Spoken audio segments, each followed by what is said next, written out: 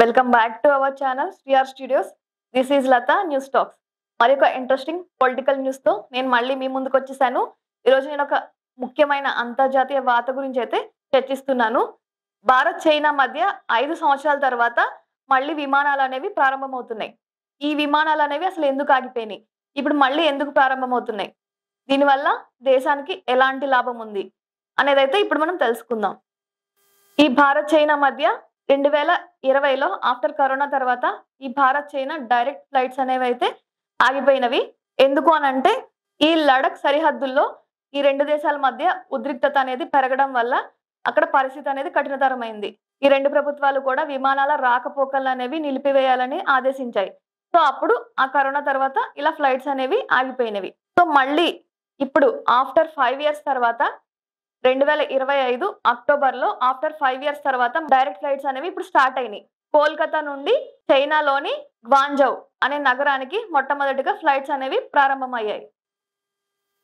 So ఇది ఏం తెలియజేస్తుంది అని అంటే ఈ రెండు దేశాల మధ్య ఒక సంబంధ బాంధవ్యాలు మెరుగుపడేలా అయితే ఇదొక సంకేతం అని చెప్పవచ్చు. సో ఈ రెండు ప్రభుత్వాలు కూడా ఈ సెక్యూరిటీ పరంగా భద్రత విషయంలో చర్యలు తీసుకుని అమలు చేస్తున్నాయి. భద్రతా చర్యలు అయితే అక్కడ వేగవంతంగా అమలు అవుతున్నాయి.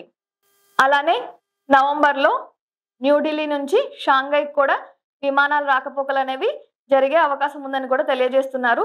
ఇంకా భవిష్యత్తులో ఈ ముంబై అలానే చెన్నై నుంచి కూడా ఈ ఫ్లైట్స్ అనేవి రావచ్చు అనే అంచనా కూడా ఉంది. ఇది ముఖ్యంగా మనకి ఆర్థిక పరంగా, ఈ వ్యాపారులకు వాణిజ్య పరంగా అలానే వ్యాపార పరంగా ఈ టూరిస్టులకు కూడా ఇది ఆర్థిక పరమైన ఒక ప్రయోజనంగా కూడా దీన్ని భావిస్తున్నారు. వాళ్ళకి ఆర్థిక లాభాలు కలిగే అవకాశం ఉందని కూడా సూచిస్తున్నారు. ఇంకా టికెట్ రేట్స్ కూడా తక్కువగానే ఉండవచ్చు అనే అంచనా కూడా ఉంది. సో దీనివల్ల ఏంటనంటే ఈ చైనా భారత్ మధ్య సంబంధ బాంధవ్యాలు మెరుగుపడడానికి ఇది ఒక తొలి అడుగు. సో మళ్ళీ ఈ విమానాలు అనేవి ప్రారంభం అవడానికి గల రీజన్స్ ఏంటి అనేది అయితే ఇప్పుడు చూద్దాం. ఈ వ్యాపారాల పరంగా అభివృద్ధి కోసం, ఈ వ్యాపార పరంగా కూడా ఈ రెండు దేశాల మధ్య చాలా డీలింగ్స్ ఉన్నాయి కాబట్టి ఈ డీలింగ్స్ వల్ల ఈ ఎగుమతులు దిగుమతులు అనేవి రెండు దేశాల మధ్య జరుగుతాయి.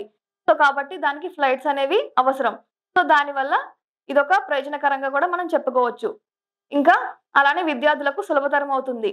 ఈ భారత్ నుంచి చైనా వెళ్ళి మెడిసిన్, ఇంజనీరింగ్ చదివే విద్యార్థులకు డైరెక్ట్ ఫ్లైట్స్ వల్ల వాళ్ళకి ప్రయాణం అనేది సులభతరం అవుతుంది. సో అలానే ప్రజల మధ్య కనెక్టివిటీ అంటే ఇప్పుడు భారత్ నుంచి చైనాకి వెళ్ళి చదువుకునే విద్యార్థులు ఉంటారు, వ్యాపారాలు చేసే వాళ్ళు ఉంటారు, వాళ్ళ కుటుంబ సభ్యులు వాళ్ళని ఈజీగా కలవడానికి ఈ డైరెక్ట్ ఫ్లైట్స్ అనేవి ఉపయోగపడతాయి కాబట్టి అది కూడా మనం ఒక ప్రయోజనకరంగా చెప్పుకోవచ్చు. సో ఇవి కొన్ని రీజన్స్ చూసారు కదా. ఈ ఆఫ్టర్ 5 years తర్వాత భారత్ చైనా మధ్య డైరెక్ట్ ఫ్లైట్స్ అనేవి ప్రారంభం అవడం అనేది మనకు ఒక పాజిటివ్ గానే చెప్పవచ్చు. మరి ముఖ్యంగా ఈ వాణిజ్య వ్యాపార అలానే ప్రజల సంబంధ బాంధవ్యాలు మెరుగుపడడానికి ఇదంతా కూడా ఒక పాజిటివ్నెస్ అని కూడా దీన్ని భావించవచ్చు. సో ఇది ఈరోజు టాపిక్. మీకు ఈ టాపిక్ మీద మీ కామెంట్ అనేది, మీ ఒపీనియన్ అనేది డెఫినెట్గా కామెంట్ సెక్షన్లో తెలియచేయండి. అలానే మరి ఒక పొలిటికల్ అప్డేట్ కోసం please like, share and subscribe.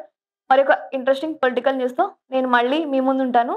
This is Latha signing off SriR studios.